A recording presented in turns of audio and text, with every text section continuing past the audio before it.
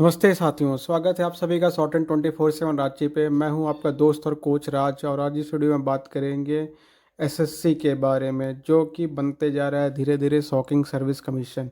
अभी बात ही चल रही कि एसएससी का वेंडर फाइनल हुआ है नहीं हुआ है, एग्जाम से डिले होगा, क्या होगा नहीं होगा, और इसी बीच एसएससी ने सबको शॉक करके रख दिया है।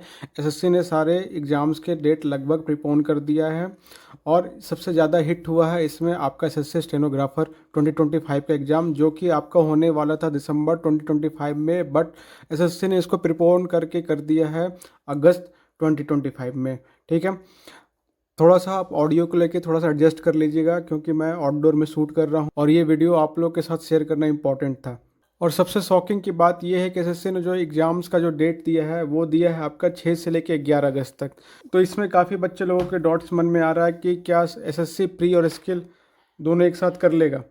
तो ये सबसे बड़ा सवाल है आज के डेट में कि क्या सीबीटी और स्किल दोनों एक साथ होगा। देखिए, आज तक पूरे एसएससी स्टेनोग्राफर 2025 की हिस्ट्री में आज तक ऐसा नहीं हुआ कि एसएससी ने सीबीटी और स्किल दोनों एक साथ लिया हो, क्योंकि दोनों एग्ज़ाम्स को कंडक्ट करवाने में काफ़ी सारे रिसोर्सेज यूज होते हैं। तो ये आज तक कभी नहीं हुआ है, और मुझे नहीं लगता है कि ये एसएससी इतनी बड़ी गलती करेगी। ठीक है, क्योंकि बच्चों को सबसे ज़्यादा दिक्कत होती है तो एसएससी स्टेनोग्राफर एग्ज़ाम में ही होती है। बाकी एग्ज़ाम्स तो एसएससी के ईजिली हो जाते हैं, बट सबसे ज़्यादा किसी एग्ज़ाम में दिक्कत होती है एसएससी के इंफ्रास्ट्रक्चर को लेके, तो एसएससी स्टेनोग्राफर ग्रेड सी और ग्रेड डी के एग्ज़ाम में ही होती है। ठीक है, तो ये आप लोग देख सकते हैं, काफ़ी सारे जो अलग अलग एग्ज़ाम की तैयारी कर रहे हैं उनके हिसाब से अपने हिसाब से देख सकते हैं। बट ये काफ़ी शॉकिंग है, अभी तक बच्चों ने स्किल से उभरा ही नहीं था 2024 के स्किल से, और एसएससी ने उनको नया शौक दे दिया है। ठीक है, अभी हिंदी का ही मुद्दा चल रहा था कि हिंदी का पेपर कैंसिल होगा या नहीं होगा, इतने में एसएससी ने अगले साल का कैलेंडर रिलीज कर दिया। ठीक है, तो ये काफ़ी शॉकिंग है। अब हमें बचे हुए टाइम में अपनी प्रिपरेशन को स्टार्ट करनी होगी। देखिए, मार्केट में काफ़ी सारी बातें चल रही है, जैसे कि इसका वेंडर नया कौन सा होगा।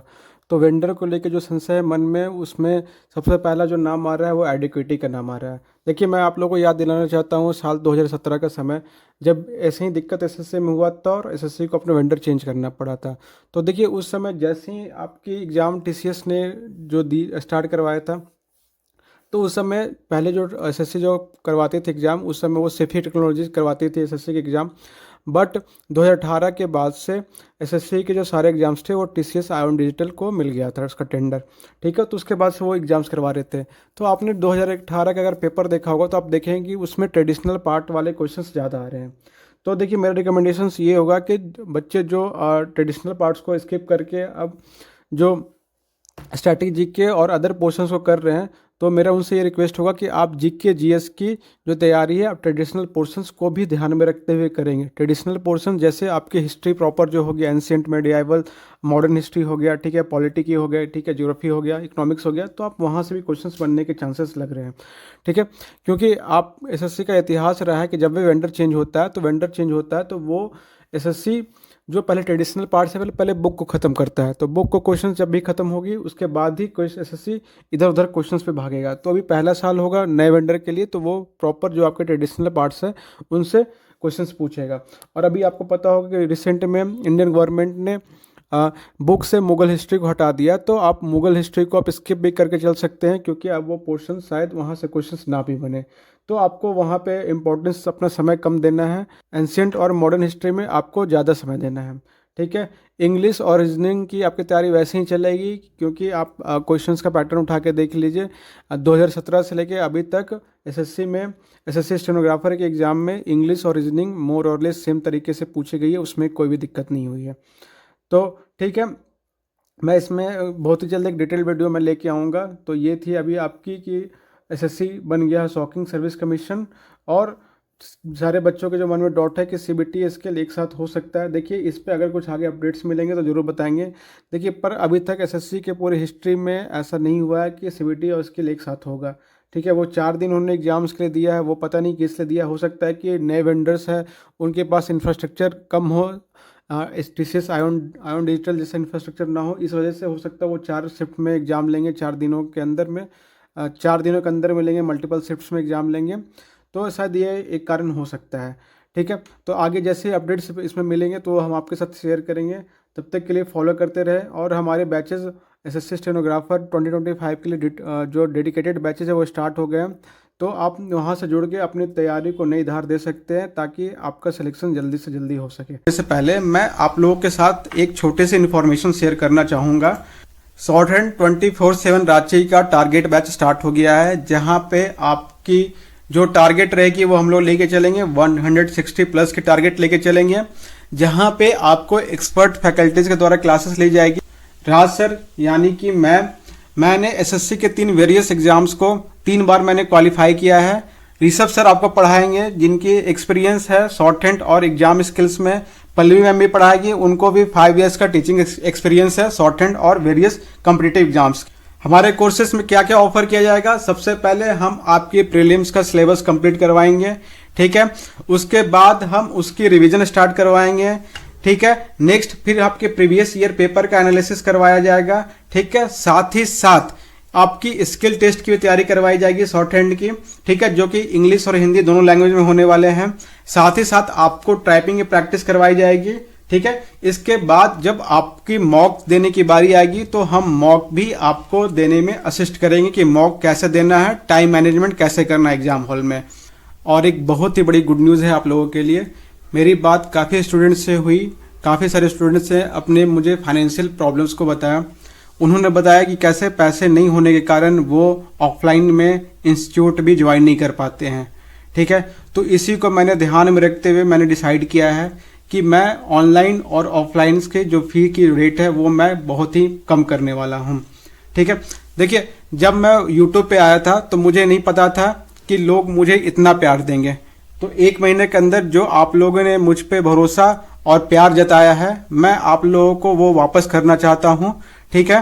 तो इसी को ध्यान में रखते हुए कि किन्हीं भी बच्चे का पढ़ाई नहीं छूटना चाहिए, हम लोगों ने ऑफलाइन और ऑनलाइन क्लासेस का फ़ी को ड्रास्टिकली रिड्यूस करने का फैसला लिया है। ऑफलाइन क्लासेस की जो फ़ी थी, जो पहले 1500 पर मंथ था, उसको हमने रिड्यूस करके 1000 पर मंथ कर दिया है।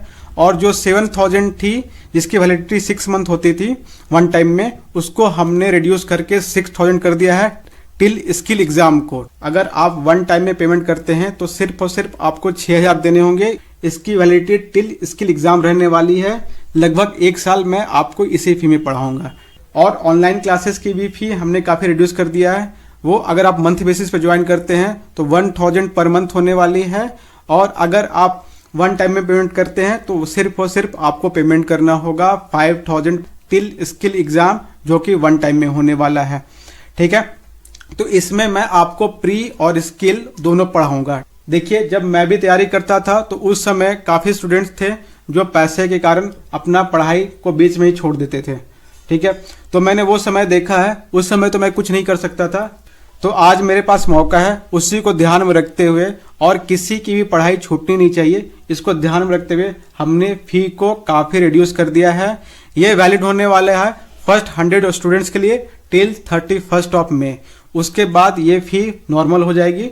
देखिए, ऑफलाइन क्लासेस के अपनी बेनिफिट है। उनको बेनिफिट क्या होने वाला है कि उन्हें मुझसे डायरेक्ट इंटरेक्शन करने का मौका मिलेगा। पर्सनलाइज्ड वो अपनी डाउट क्लियरिंग मेरे साथ कर सकते हैं। पीयर लर्निंग मिलेगी। पीयर लर्निंग में आपको अपने फेलो स्टूडेंट्स के साथ बैठ के सीखने का मौका मिलेगा। एग्जाम टाइप की फीलिंग आएगी आप लोग को, उनके साथ आप बैठेंगे तो आपको मोटिवेशन भी मिलेगा, ठीक है।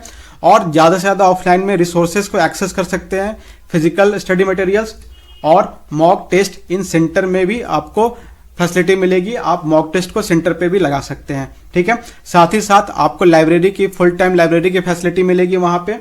ये तीनों चीज़ प्रीलिम्स, स्किल और लाइब्रेरी फैसिलिटी आपको 1000 पर मंथ की फी में आपको मिलने वाली है।